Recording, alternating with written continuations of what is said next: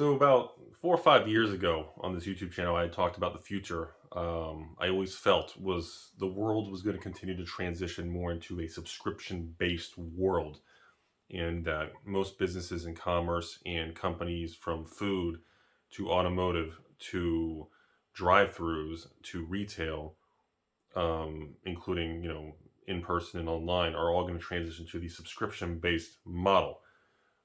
This is something I had talked about in many of my financial videos, probably since about 2017.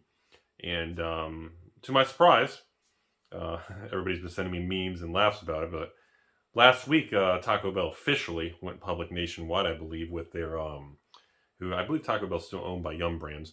They officially went public with their Taco Pass for Taco Bell, essentially a $10 monthly subscription. You have to use it through the app. And once a day, you can place an order with Taco Bell and get one free taco every day. So essentially, in theory, you could place an order and you could get one free taco every day, or you could order one taco and get a second one for free, kind of like a BOGO, get half price, and that kind of theory. So I want to give you guys my opinion and the continuing transition of the world evolving about the way subscriptions and things are. We'll start with the obvious. At $10 a month for a Taco Bell subscription, with the average price of a taco, let's just say, is $2.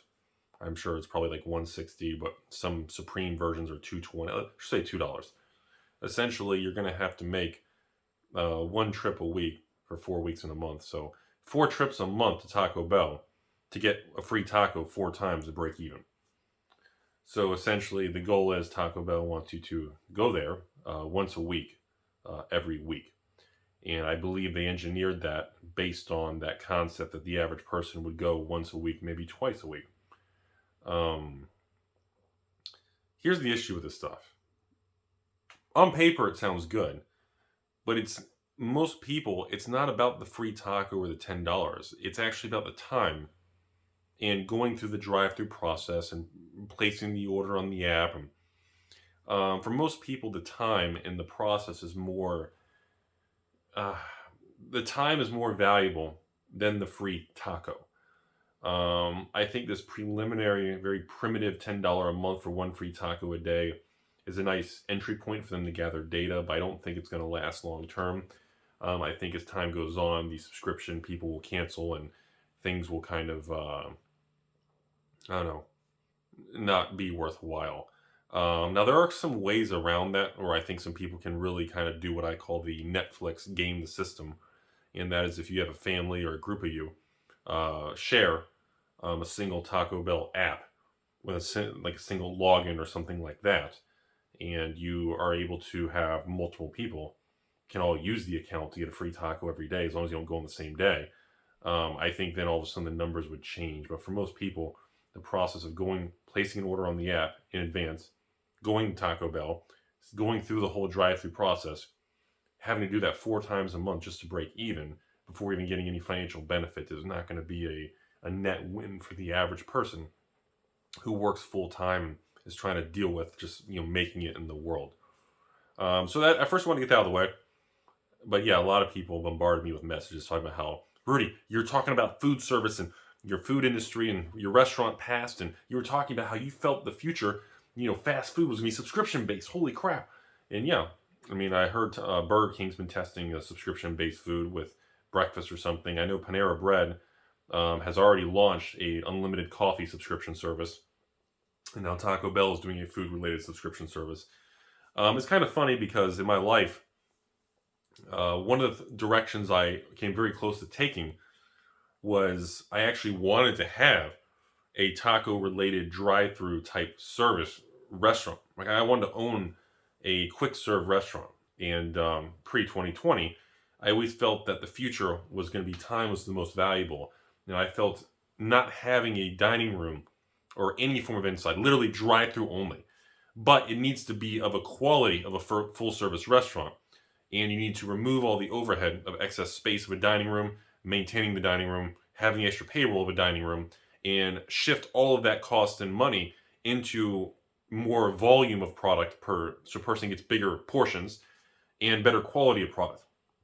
In addition to that, I always felt that you should almost have a zero marketing budget, and all of that capital should again be put into bigger portions and better quality and consistency of the product, and let social media, YouTube, and word of mouth do the rest for you, and put everything into literally just quality and quantity of the product.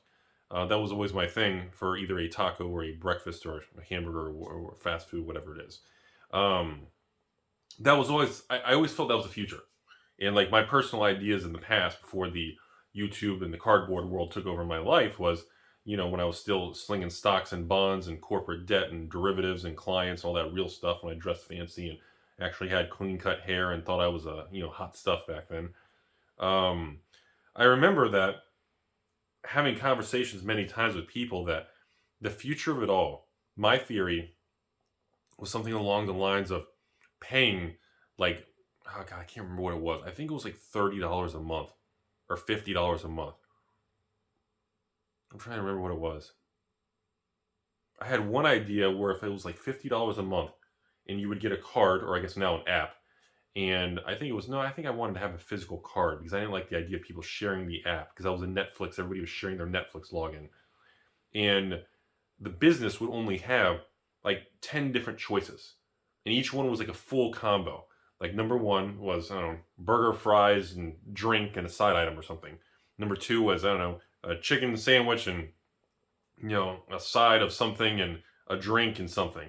Number three was, a full entree salad with a meat protein topping with a side. And, in other words, you have like 10 choices to choose from. And if you had this card, like a black card type thing, like the black taco Rudy card, you would literally go through the drive-thru once a day. You tell them you want a number 3, you slide your card, it would kind of show you've redeemed it for that day, and you would get one of the meals at no charge.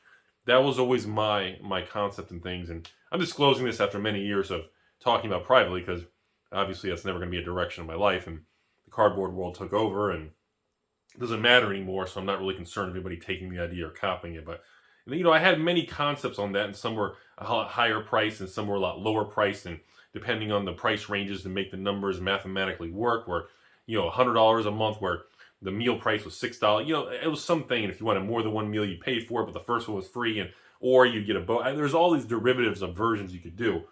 But the point is, I still feel we are marching closer and closer to a subscription-based future, everybody. Like your internet, like your TV. I believe that even cars, automobiles, electric vehicles in the future will be essentially, most people are not going to own a vehicle. I believe it's going to be subscription-based. Kind of like an Uber, Lyft type thing, but it's almost like you go to a car dealership and you pay a kind of a monthly fee, which I guess would be like a lease. You kind of a long-term, and everything's included, You would have a certain amount of mileage, fuel, gas, everything, everything's included. I think it like a subscription-based everything. And I think the biggest markets that have not been modified in this era is food service. Everything has changed. Cost of everything, construction, houses, cars, collectibles, technology. But how we go get food at either a grocery store or a restaurant, either a full service or a casual sit down with no servers, or a drive-through, essentially the food service world has not been overhauled very much by technology. We're starting to see interactions with automation, with robots, making mixed drinks and replacing bartenders. We're seeing, machines do the fry cooking and the basics of like dropping the fries or flipping burger. We're starting to see automation step into that. But I still believe the basic, the economics and the economy and the way businesses transaction with fast food is ripe for major overhaul. And I think we're going to see that in the coming 5 to 10 years. And I think some of these big companies who are already testing, employee-less locations, more automation, subscription-based, we're going to continue in that direction. And I think it's interesting to see Taco Bell go with this Taco Pass. I think it's very primitive, but I think it's a major first step in a new direction that essentially McDonald's, Chick-fil-A, Burger King, Taco Bell, KFCs, A&Ws, the Sonics, and all these, Red Robins and In-N-Outs and Burgers and White Castles and all these things are going to go in that direction. That's what I believe. The reason for it is mostly because predictability of cash flow is extremely important for the future, for investors, for shareholders, for companies, for all this stuff. Being able to understand and predict this stuff is it has more value than I think anyone understands. Like, I know a lot of people may not be familiar, but like on Wall Street, subscription revenue based business models tend to trade at higher multiples than, let's say, I don't know what a good example would be, than an oil company or some sort of just basic retail store, or a basic food chain. Unless it's like high growth, new startup, Chipotle, crazy thing. Essentially, reoccurring revenue subscription models tend to be deemed more valuable. They kind of consider that to be more sticky. Sticky as in your clients and your customer base tends to become more attached and more loyal. And I think that's going to spread. And I think that's going to be one of the biggest changes in the next 10, 20 years. And I think that would also, for people who are arguing for universal basic income, government, money machine go burr, government checks, it's going to be a lot easier for government intervention and money machine and handouts to be layered and worked with these food related companies. Instead of giving cash or helicoptering money across the country, you can essentially give credit and work with the direct food related places, and where that money is being spent. It gets very complicated, but I believe that is a direction that we're all going. So overall, I'm kind of surprised Taco Bell made the first step. I know they were testing it in like a couple locations, but now to see this big rollout, it's an interesting major first step. And I think in the next 12, 24 months, we'll see a lot of tweaks and changes.